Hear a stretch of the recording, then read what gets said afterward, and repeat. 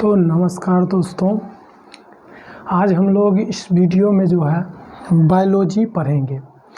तो देखिए, सबसे पहले जो है बायोलॉजी, इसमें बायोलॉजी का हिंदी जो है बेसिक से पढ़ेंगे। BIOLOGY, ये बायोलॉजी हुआ। इसका हिंदी होता है जीव विज्ञान। क्या होता है? जीव विज्ञान। बायोलॉजी का हिंदी होता है जीव विज्ञान। बायोलॉजी का हिंदी होता है जीव विज्ञान। बायोलॉजी का हिंदी क्या होता है? जीव विज्ञान होता है। अब देखिए, बायोलॉजी सजीवों का अध्ययन जीव विज्ञान कहलाता है। बायोलॉजी में सजीव का अध्ययन करते हैं। किसका? सजीवों का जिसमें जीव है। सजीवों का अध्ययन क्या कहलाता है? सजीवों का अध्ययन क्या कहलाता है? ये जीव विज्ञान कहलाता है। देखिए, सजीवों का अध्ययन जो है जीव विज्ञान कहलाता है। जीव विज्ञान के जनक जो है अरस्तु को कहते हैं। जीव विज्ञान के पिता किसे कहते हैं? फादर। जीव विज्ञान के पिता जो है, जीव विज्ञान के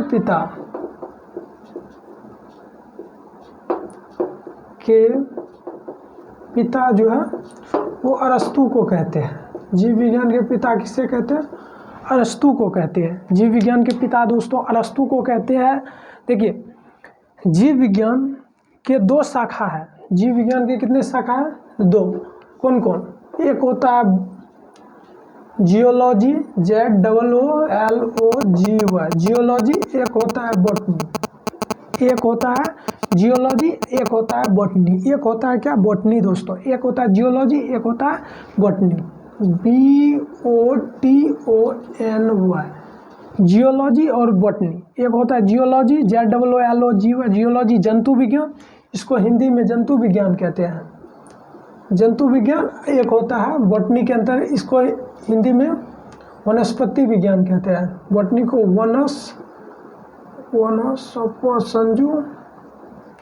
वनस्पति विज्ञान कहते हैं। देखिए, बायोलॉजी अब जान गए। बायोलॉजी का जो जीव विज्ञान का जनक है अरस्तु को कहते हैं। जीव विज्ञान को दो भागों में वर्गीकृत किया गया, बांटा गया है। जीव विज्ञान को दो भागों में वर्गीकृत किया गया। जियोलॉजी जंतु विज्ञान, बॉटनी वनस्पति विज्ञान। बॉटनी वनस्पति विज्ञान, जियोलॉजी जंतु विज्ञान, बॉटनी वनस्पति विज्ञान। अब देखिए, सबसे पहले हम लोग बायोलॉजी में सेल चैप्टर पढ़ेंगे। हिंदी में इसको कोशिका कहते हैं। सेल इंग्लिश में सेल, हिंदी में इसको क्या कहते हैं? कोशिका कहते हैं। बायोलॉजी को सबसे पहले कोशिका चैप्टर पढ़ेंगे। स्टार्ट देखिए, कोशिका चैप्टर। कौन सा? कोशिका चैप्टर। इसको जो है हिंदी में क्या कहते हैं? सेल। हिंदी में कोशिका, इंग्लिश में सेल कहते हैं।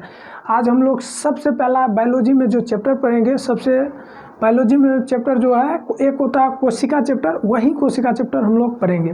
देखिए, कोशिका के अध्ययन को, इसके अध्ययन को क्या कहते हैं? साइटोलॉजी कहते हैं। CYTOLOGY, cytology. कोशिका के अध्ययन को क्या कहते हैं? कोशिका के अध्ययन को साइटोलॉजी कहते हैं। सर्वप्रथम जो है, सर्वप्रथम कोशिका की खोज 1665 ईस्वी में रॉबर्ट हुक ने किया था। सर्वप्रथम कोशिका की खोज 1665 ईस्वी में जो है रॉबर्ट हुक के द्वारा किया गया था दोस्तों। रॉबर्ट हुक जो था, ये मृत कोशिका की खोज किया था, मरा हुआ कोशिका की खोज किया था। इसलिए रॉबर्ट हुक को जो है फादर ऑफ साइटोलॉजी कहते हैं। फादर ऑफ साइटोलॉजी कहते हैं रॉबर्ट हुक को। फादर ऑफ साइटोलॉजी कहते हैं। कोशिका का अध्ययन सबसे पहले रॉबर्ट हुक ने किया था। अब देखिए, सर्वप्रथम जीवित कोशिका की खोज 1674 ईस्वी में, सर्वप्रथम जीवित कोशिका की खोज 1674 ईस्वी में एंटोनी वन ल्यूमेनहॉक ने किया। एंटोनी वन ल्यूमेनहॉक 1674 ईस्वी में। पहला 1665 ईस्वी में रॉबर्ट हुक किया था, क्योंकि यह जो रॉबर्ट हुक जो किया था वो मरा हुआ कोशिका का खोज किया था। लेकिन ल्यूमेनहॉक जो है, हुक के बाद हॉक जो है, ये जीवित कोशिका की खोज किया था 1674 ईस्वी में। जीवित कोशिका, इसे फादर ऑफ वेस्ट्रोलॉजी कहते हैं। मतलब फादर ऑफ एस्ट्रोलॉजी, जीवित कोशिका की खोज किया था। अब देखिए, रॉबर्ट ब्राउन ने 1881 ईस्वी में कोशिका के अंदर केंद्रक को खोजा। रॉबर्ट ब्राउन जो है, देखिए पहला ये रॉबर्ट हुक हो गया,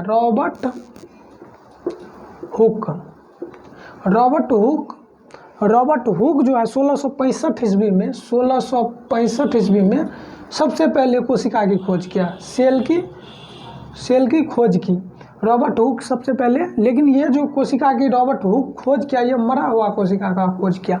ये जो रॉबर्ट हुक जो कोशिका का खोज किया वो मरा हुआ कोशिका का खोज किया। जीवित कोशिका का खोज जो है ल्यूवेनहॉक के द्वारा किया गया। अब देखिए रॉबर्ट ब्राउन 1881 ईस्वी में कोशिका के अंदर जो है न्यूक्लियस, अब कोशिका ये मिटा देते हैं दोस्तों। अब इसमें जो है हम लोग जान गए बायोलॉजी में हम लोग क्या पढ़ेंगे, तो बायोलॉजी में सबसे पहले कोशिका पढ़ेंगे। अब देखिए कोशिका, जीवित कोशिका की खोज जो है ल्यूमेनहॉक किया, ल्यूमेनहॉक सेल। अब देखिए ये हम एक जीव में से वो कोशिका निकाल लेते हैं, ये वो जीव है उसमें से छोटा सा जीव है उसमें से छोटा सा कोशिका निकाल लेते हैं, एनिमल सेल का। अब देखिए एक कोशिका निकाल लिए, इसमें जो है क्या माइटोकॉन्ड्रिया है, गैल्जी बॉडी है, इसमें क्रोमोसोम है, लाइसोसोम है, न्यूक्लियस है, उसके बाद जो है एंडीप्लाज्मिक रेटिकुलम है, उसके बाद जो है राइबोसोम है, उसके बाद जो है वैक्यूल्स। अब देखिए इस प्रकार रॉबर्ट ब्राउन 1881 ईस्वी में कोशिका के अंदर जो है केंद्रक का खोज किया। स्लाइडेन एवं स्वान जो है कोशिका सिद्धांत दिया। स्लाइडेन एवं स्वान ने कोशिका सिद्धांत दिया। अब देखिए स्लाइडेन एवं स्वान जो सिद्धांत दिया उसमें कहा कि शरीर कोशिकाओं से बना होता है। शरीर क्या कोशिकाओं से बना होता है, अतः कोशिका शरीर की सबसे छोटी इकाई है। कुछ शरीर जो है कोशिकाओं से मिलकर बना होता है, कोशिका जो है शरीर की सबसे छोटी इकाई है। ये स्लाइडेन एवं स्वान के द्वारा किया गया। देखिए मृत कोशिकाओं को क्या कहते हैं, मृत कोशिकाओं को नेफ्रोसिस कहते हैं। मृत कोशिकाओं को क्या कहते हैं दोस्तों, नेफ्रोसिस कहते हैं। मृत कोशिकाओं को क्या कहते हैं, नेफ्रोसिस कहते हैं। अब देखिए सबसे छोटी कोशिका किसकी होती है, सबसे छोटी कोशिका ये तो मानव की कोशिका है दोस्तों जी, मानव की कोशिका। अब देखिए सबसे छोटी जो कोशिका होती है, सबसे छोटी कोशिका, वो जो सबसे छोटी कोशिका होती है किसकी होती है, माइकोप्लाज्मा की कोशिका होती है। सबसे छोटी कोशिका माइकोप्लाज्मा की कोशिका। और सबसे बड़ी कोशिका शुतुरमुर्ग के अंडा का कोशिका होता है। सबसे बड़ी कोशिका शुतुरमुर्ग के अंडा का कोशिका होता है। सबसे बड़ी कोशिका शुतुरमुर्ग के अंडा का कोशिका होता है। सबसे छोटी कोशिका तंत्रिका तंत्र ब्रेन का कोशिका होता है, जिसे हम स्नायु भी कहते हैं। ब्रेन का कोशिका, ब्रेन में जो है तंत्रिका तंत्र जो होता है उसका तंत्रिका तंत्र कोशिका ब्रेन के सबसे छोटा होता है। सबसे छोटी कोशिका होती है तंत्रिका तंत्र, सबसे छोटी कोशिका तंत्रिका तंत्र। अब देखिए तंत्रिका कोशिका में किसी भी प्रकार का जो है विभाजन नहीं होता है। तंत्रिका कोशिका में किसी भी प्रकार का विभाजन नहीं होता, अतः यह कोशिका जो है क्षतिग्रस्त कोशिका को ठीक नहीं कर सकता है। जो कोशिका मर गया ब्रेन में उसे ठीक नहीं कर सकता है तंत्रिका कोशिका। अब देखिए जैसे किसी के सर में चोट लग गया तो उसकी मृत्यु हो जाती, क्योंकि चोट लगने के बाद जो कोशिका नष्ट होता है वो दोबारा ब्रेन में बनता नहीं है। इसी कारण किसी व्यक्ति को बाइक से गिरने के बाद उसकी मौत हो जाती है। इसीलिए कहा जाता है कि हेलमेट लगा के चलो। अब देखिए सबसे तेज़ी से विभाजन जो करता है शरीर के अंदर, सबसे तेज़ी से विभाजन जो करता है वो यकृत लीवर में होता है दोस्तों। कोशिका का विभाजन सबसे ज़्यादा लीवर में होता है। लीवर जो है सबसे ज़्यादा कोशिका बनाता है, इससे क्षतिग्रस्त कोशिका को जो है ना स्वतः ही ठीक कर देती है लीवर, यकृत, हिंदी में यकृत। अब देखिए कोशिका के अंग, तो पहला जीव द्रव देखिए ये कोशिका हो गया। इसके अंदर जो है इस भाग को जो है जीव द्रव कहते हैं। इसके अंदर जो है ये चिपचिपा पदार्थ, इसे ही जीव द्रव कहते हैं। इसे ही क्या कहते हैं, जीव द्रव। देखिए अच्छा से समझेंगे इसको, कोशिका को।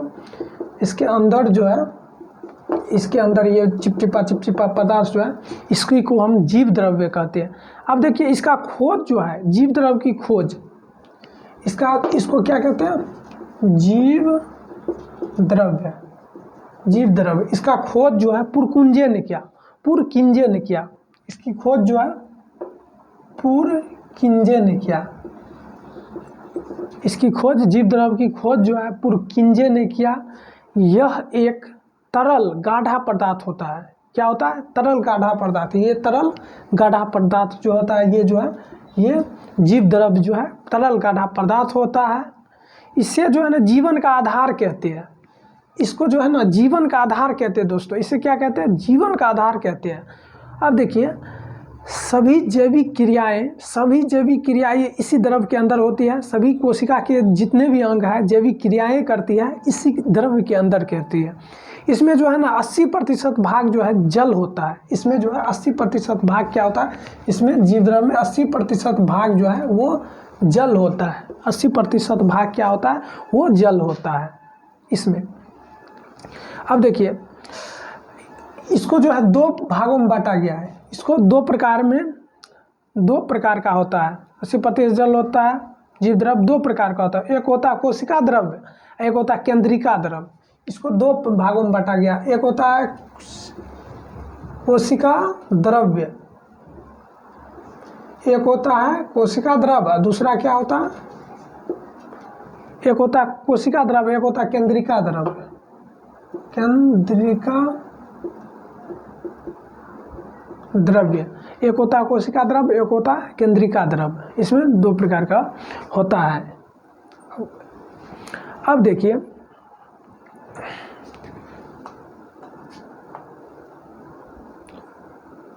देखिए दोस्तों कोशिका द्रव्य जो है, कोशिका को सूखने से बचाती है। ये जो द्रव्य है कोशिका द्रव्य, जीव द्रव्य, ये जो है कोशिका को सूखने से बचाता है। ये सूख ना जाए इसमें, इसीलिए ये द्रव्य रहता है कि इसको सूखने से बचाता है। अब देखिए दूसरा होता है कोशिका झिल भित्ति, सेल वाल। एक होता है ये कोशिका द्रव्य हो गया जीव द्रव्य, एक होता है कोशिका भित्ति। कोशिका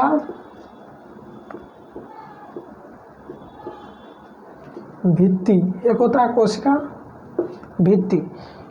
अब देखिए कोशिका भित्ति का काम क्या होता है? ये जो है कोशिका भित्ति केवल जो है ये पौधा में, प्लांट में पाया जाता है। इस प्रकार की कोशिका जो है प्लांट में पाया जाता है। देखिए अब देखिए ये जो है सेल्यूलोज का बना होता है। कोशिका भित्ति जो है, कोशिका भित्ति सेल्यूलोज का बना होता है। केवल पादप में पाया जाता है। ये जो है केवल पौधा में होता है। पौधा को सुरक्षा देने का काम करता है। ये क्या करता है? कोशिका भित्ति पौधा को सुरक्षा देने का काम करता है। पौधा को क्या करता है? सुरक्षा देने का काम करता है। अब देखिए जीवाणु जो है एक पौधा है, होता है एक पौधा, जीवाणु एक पौधा होता है। इसकी कोशिका भित्ति जो है पेप्टिडोग्लाइकेन से बनी होती है। कोशिका भित्ति किसकी बनी होती है? पेप्टिडोग्लाइकेन से बनी होती है। अब कवक की कोशिका भित्ति जो है वो काइटिन से बनी होती है। किसकी? कायरिन से बनी होती है।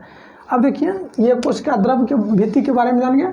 अब आते हैं इसके कोशिका के अंदर क्या ये भी भाग है, ये भी है, लेकिन ये जो है प्लांट में पाया जाता है। यही कोशिका जीव द्रव्य जो है ये जो है ये उसमें भी होता है, लेकिन ये जो है एनिमल में नहीं पाया जाता, सिर्फ प्लांट में, पौधा में पाया जाता है। ये जो है कोशिका भित्ति ये केवल पौधा में पाया जाता है, एनिमल में, जीव जंतु में नहीं पाया जाता।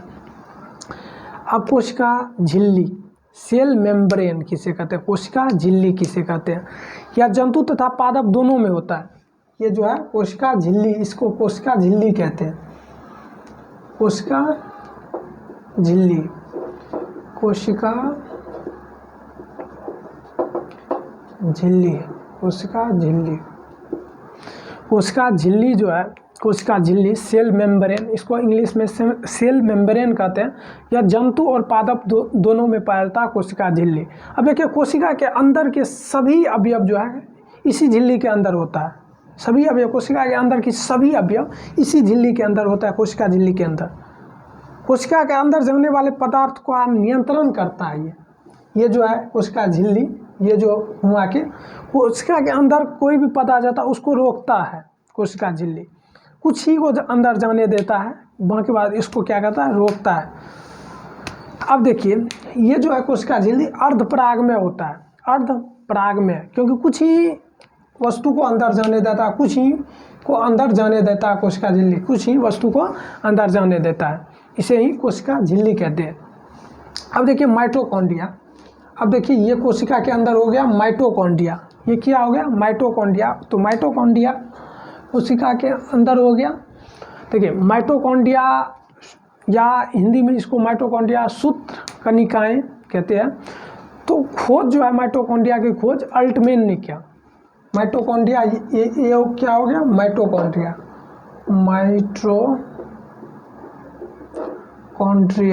कॉन्ड्रिया, ये जो है माइटोकॉन्ड्रिया हो गया, माइटोकॉन्ड्रिया। इसका खोज जो है माइटोकॉन्ड्रिया का अल्टमैन ने किया। इसमें क्या होता है, माइटोकॉन्ड्रिया में ऑक्सीश्वसन होता है। इसमें क्या होता है, ऑक्सीश्वसन होता है। इसमें जो है ना क्रेब्स चक्र भी चलता है, इसमें क्रेब्स चक्र भी चलता है। इसके फलस्वरूप जो है एटीपी और ग्लूकोज का निर्माण करता है, एटीपी और ग्लूकोज बनते हैं, निर्माण करता है। इससे क्या मिलता है, जीवों को ऊर्जा मिलती है। इससे क्या मिलती है, ऊर्जा मिलती है। इसी कारण कोशिका को जो है ना पावर हाउस, इसी कारण माइटोकॉन्ड्रिया को जो है, माइटोकॉन्ड्रिया को कोशिका का पावर हाउस कहते हैं। ये माइटोकॉन्ड्रिया को कोशिका, पूरा कोशिका का जो है ना पावर हाउस कहते हैं। इसी कारण इसको पावर हाउस कहते हैं, कोशिका का पावर हाउस कहते हैं। माइटोकॉन्ड्रिया के अंदर जो है ना दीवारों को क्रिस्टी कहते हैं। ये माइटोकॉन्ड्रिया के अंदर की दीवारों को क्रिस्टी कहते हैं। इसके अंदर की दीवार जो ये है इसको क्रिस्टी कहते हैं। माइटोकॉन्ड्रिया के अंदर की दीवार जो ये होती है इसको क्या कहते हैं, क्रिस्टी कहते हैं। इसको जो है क्रिस्टी कहते हैं। अब देखिए एंडिकुलम प्लाज्मिक रेटिकुलम, एंडिकुलम प्लाज्मिक रेटिकुलम, इस प्रकार का चित्र होता है। एंडिकुलम प्लाज्मिक रेटिकुलम इस प्रकार का चित्र होता है। अब इसमें ऐसे ऐसे ऐसे ऐसे बना रहता है। इसमें जो है इसी को कहते हैं एंडी प्लाज्मिक रेटिकुलम। इसको क्या कहते हैं, एंडी प्लाज्मिक रेटिकुलम। अंत इसको हिंदी में कहते हैं अंतःप्रद्रव्य जालिका, अंतःप्रद्रव्य जालिका, इसको एंडी प्लाज्मिक रेटिकुलम कहते हैं। ये कोशिका के अंदर का ये भी अंग है। अब देखिए एंटिकुलम जो है, एंडिकुलम प्लाज्मिक रेटिकुलम, इंडोप्लाज्मिक रेटिकुलम जो है, इंडोप्लाज्मिक रेटिकुलम, इसका जो है यह कोशिका के अंदर में आंतरिक सहायता देता है। इस आंतरिक सहायता देता है, हड्डियों का काम करता है। इसे जो है ना कोशिका का कंकाल भी कहते हैं। इंडोप्लाज्मिक रेटिकुलम को कोशिका का जो है ना कंकाल भी कहते हैं। कंकाल भी ये दो प्रकार के होते हैं। ये जो है इंडोप्लाज्मिक रेटिकुलम जो है, ये इंडोप्लाज्मिक रेटिकुलम ये जो है दो प्रकार के होते हैं। इंडोप्लाज्मिक रेटिकुलम दो प्रकार के होते हैं। एक होता है स्मूथ, SMOOTH स्मूथ। एक होता है रफ। ये स्मूथ वाले भाग जो है, स्मूथ वाले भाग, एक होता है स्मूथ, एक होता है रफ। एक होता है स्मूथ, एक होता है रफ। एक क्या होता है, स्मूथ। ये इंडोप्लाज्मिक रेटिकुलम दो भाग होते हैं, एक स्मूथ और एक रफ। ये स्मूथ वाले भाग जो है कार्बोहाइड्रेट और वसा का निर्माण करता है। ये जो है स्मूथ वाले भाग कार्बोहाइड्रेट और वसा का निर्माण करता है। ये स्मूथ वाले भाग कार्बोहाइड्रेट और वसा का निर्माण करता है। लेकिन उसके नीचे वाले भाग जो है, नीचे वाले, ये ऊपरी वाले भाग को स्मूथ कहते हैं, नीचे वाले भाग को रफ कहते हैं। रफ ये खुरदुरा, ये जो भाग होता है ये चिकना होता है, इसमें वसा और कार्बोहाइड्रेट का निर्माण होता है। लेकिन रफ वाले भाग जो खुरदुरा होता है उसमें बिंदा बिंदा बिंदा बिंदा रहता है। इसमें एक जिसको कहते हैं राइबोसोम। रफ वाले भाग में बिंदा बिंदा होता है, इसे राइबोसोम कहते हैं, BOSOME। इसे क्या कहते हैं, राइबोसोम कहते हैं। अब देखिए राइबोसोम जो है, जिसे राइबोसोम कहते हैं, राइबोसोम जो है प्रोटीन बनाता है। ये राइबोसोम क्या करता है, प्रोटीन बनाता है, प्रोटीन का निर्माण करता है। अब राइबोसोम जो है प्रोटीन बनाता है। अब देखिए राइबोसोम एक होता है राइबोसोम, ये जो है राइबोसोम प्रोटीन बनाता है, राइबोसोम प्रोटीन बनाता है। कोशिका के अंदर का सबसे छोटा अंग होता है, कोशिका के राइबोसोम जो है कोशिका के अंदर का सबसे छोटा अंग होता है और यह प्रोटीन का निर्माण करता है। यह किसका निर्माण करता है? प्रोटीन का निर्माण करता है।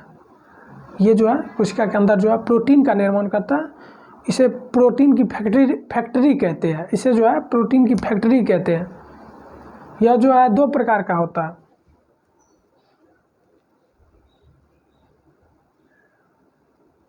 यह जो है राइबोसोम 2 प्रकार का होता है। एक तो होता है 70S, एक होता है 80S, 70S और 80S। ये जो है 2 प्रकार के होते हैं। ये राइबोसोम जो है एक होता है 70S, एक होता है 80S। ये जो जितना भी छोटा छोटा वायरस रहता है उसमें 70S रहता है और जितना भी हम लोग मनुष्य जीव जंतु में इसमें 80S रहते हैं। मनुष्य में 80S रहता है राइबोसोम, 80S 70S राइबोसोम रहता है। अब देखिए 70S हल्का होता है, 70S जो है हल्का होता है। ऐसे ये जो है 70S जो है प्रोकैरियोटिक कोशिका में पाया जाता है, प्रोकैरियोटिक कोशिका में ये रहता है। और ये जो स्मूथ वाले भाग होता है, ये जो है राइबोसोम 80S, ये जो है भारी होता है, थोड़ा उससे भारी होता है और यह जो है यूकैरियोटिक कोशिका में पाया जाता है। अब देखिए गैल्जी बॉडी, माइटोकॉन्ड्रिया पढ़ लिए। अब गैल्जी बॉडी जो कि कोशिका के अंग है, माइटोकॉन्ड्रिया भी कोशिका के अंग है, गैल्जी बॉडी भी कोशिका के अंदर का अंग है। देखिए कोशिका, ये जो गैल्जी बॉडी है इसकी खोज जो है, गैल्जी बॉडी की खोज जो है कैमलो गोल्जी ने किया था। इसकी खोज जो है कैमलो गोल्जी ने किया था। यह पदार्थों का परिवहन करता है। ये जो Golgi body GOLGY, Golgi BODY,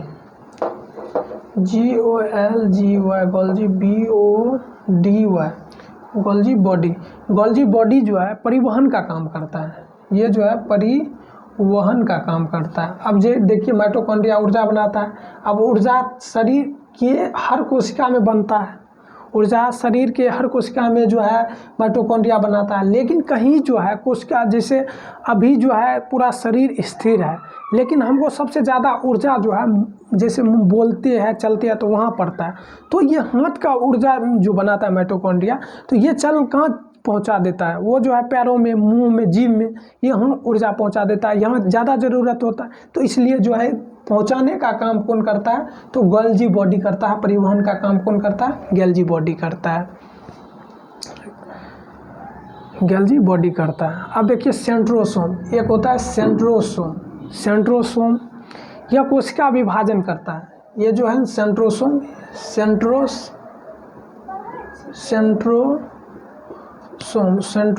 कोशिका विभाजन करता है। सेंट्रोसोम कोशिका विभाजन करता है। सेंट्रोसोम जो है कोशिका विभाजन करता है। यह मस्तिष्क में नहीं पाया जाता है। सेंट्रोसोम जो है मस्तिष्क में नहीं पाया जाता। मस्तिष्क में न्यूरॉन्स होता है ना, उसमें सेंट्रोसोम नहीं पाया जाता, मस्तिष्क में नहीं पाया जाता सेंट्रोसोम। इसलिए सेंट्रोसोम न्यूरॉन वो तंत्रिका का कोशिका का निर्माण ही नहीं करता है, क्योंकि इसमें जो है तंत्रिका कोशिका में जो है उसमें जो है सेंट्रोसोम पाया नहीं जाता है। इसलिए वो जो है वहाँ मस्तिष्क के कोशिका, तंत्रिका कोशिका में उसमें सेंट्रोसोम होता नहीं है। इसीलिए जो है आदमी मर जाता है। यदि चोट लगता है, किसी प्रकार का घटना होता है, तो उसमें आदमी मरने का ज़्यादा संभावना बनता है, मर जाता है। अब देखिए कोशिका विभाजन जो है सबसे कम मस्तिष्क में नहीं के बराबर होता है। तंत्रिका कोशिका में विभाजन नहीं होता, तंत्रिका कोशिका में जो है विभाजन नहीं होता है। यह तंत्रिका केवल जो है जंतु कोशिका में पाया जाता है। सेंट्रोसोम जो है जंतु कोशिका में पाया जाता है। अब देखिए पादप कोशिका में कोशिका विभाजन सेल प्लेट के द्वारा होता है।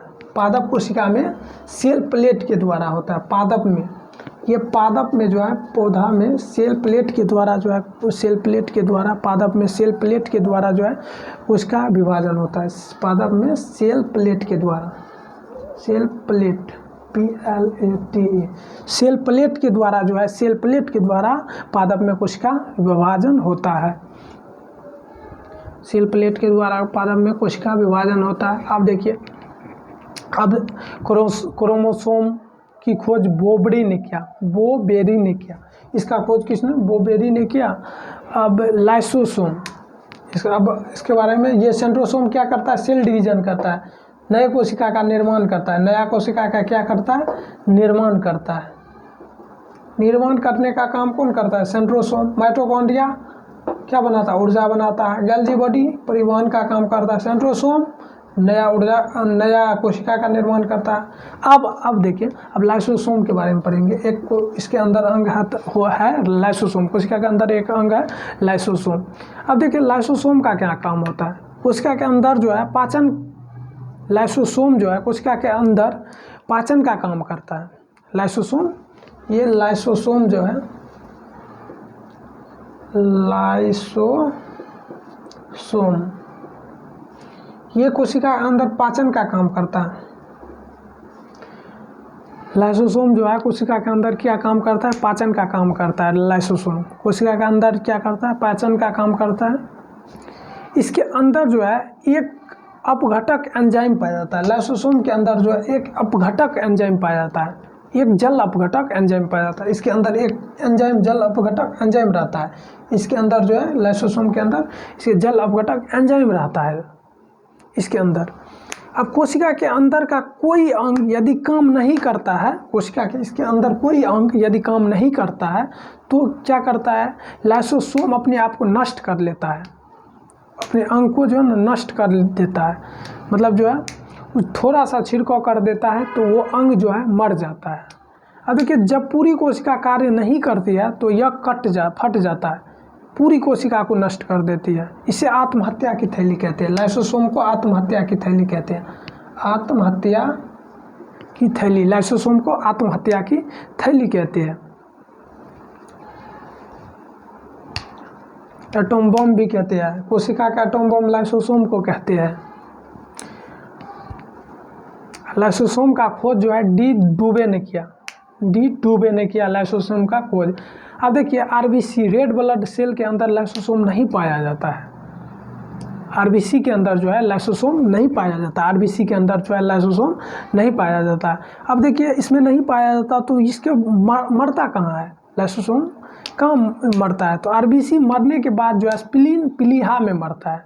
स्प्लीन में आरबीसी का मौत जो है प्लीहा या तिल्ली में जो है ना, आरबीसी मरने के बाद जो है ना, आरबीसी मरने के बाद स्प्लीन, जिस कारण जो है ना इसे आरबीसी का कब्र कहते हैं। स्प्लीन को आरबीसी का कब्र भी कहा जाता है स्प्लीन को, क्योंकि उसमें जो है ब्लड में जो है लाइसोसोम रहता नहीं है, तो इसलिए कोशिका के अंदर के अंग को कौन मारेगा?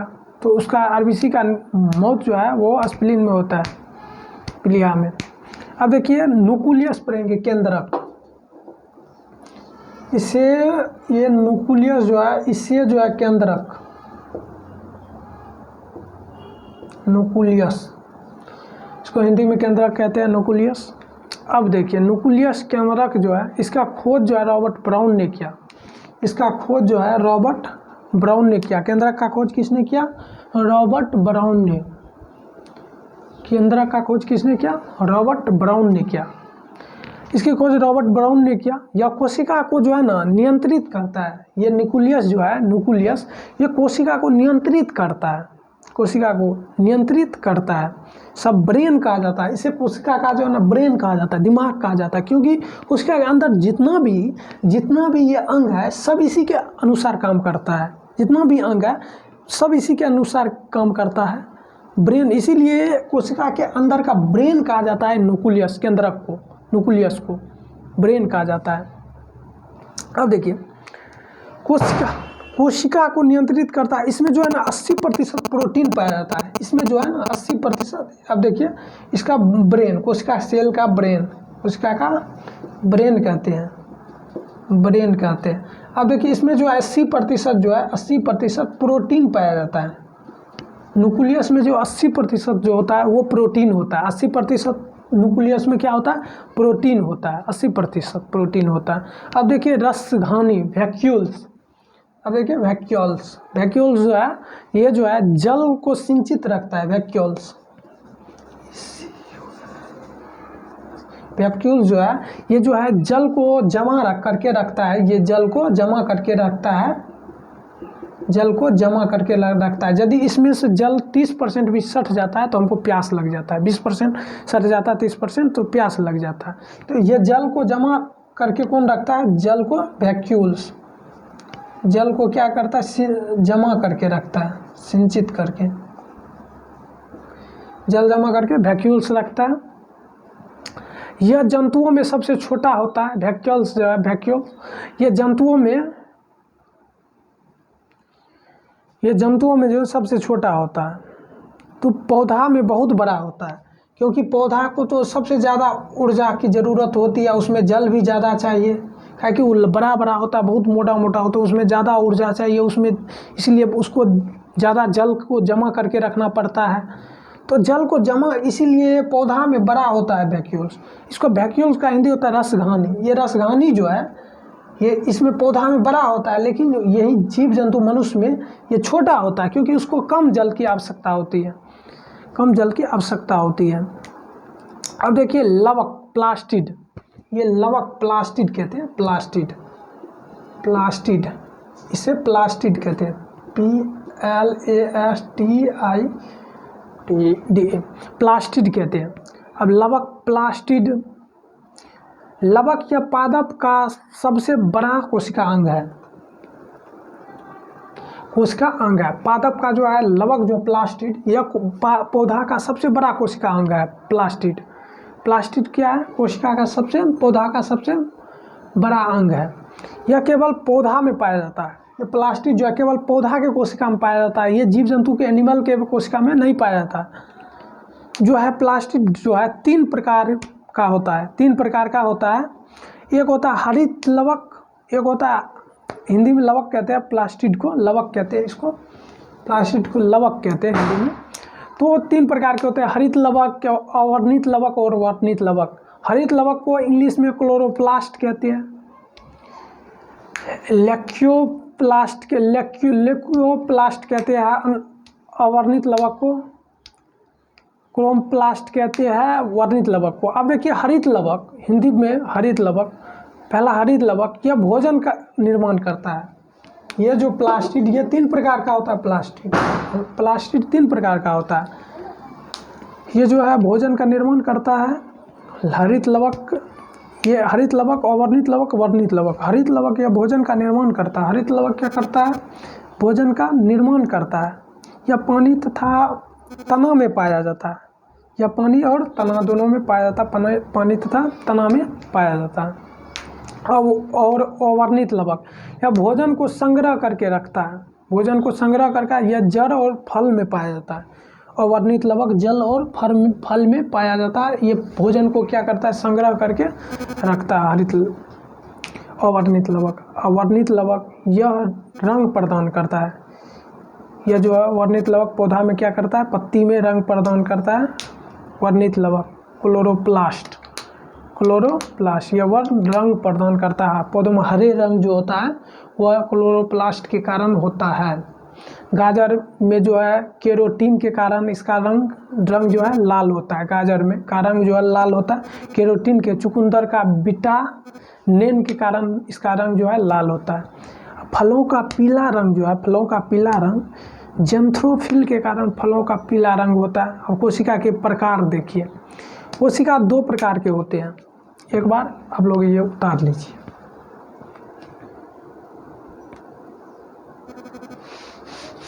मिटा देते हैं।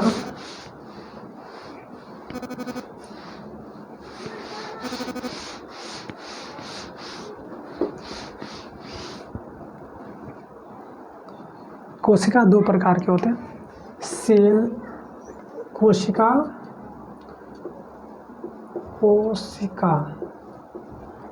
हिंदी में इसे कोशिका कहते हैं। ये कोशिका जो है 2 प्रकार के होते हैं, एक होता है प्राकैरियोटिक कोशिका, एक होता है यूकैरियोटिक कोशिका। प्राकैरियोटिक कोशिका,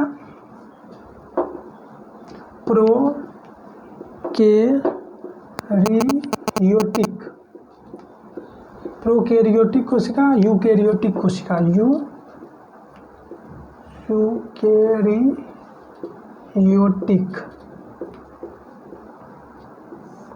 प्राकैरियोटिक कोशिका, एक दूसरा होता है यूकैरियोटिक कोशिका। अब देखिए प्राकैरियोटिक कोशिका, प्रोकैरियोटिक कोशिका को अविकसित कोशिका कहते हैं, इसे अविकसित कोशिका।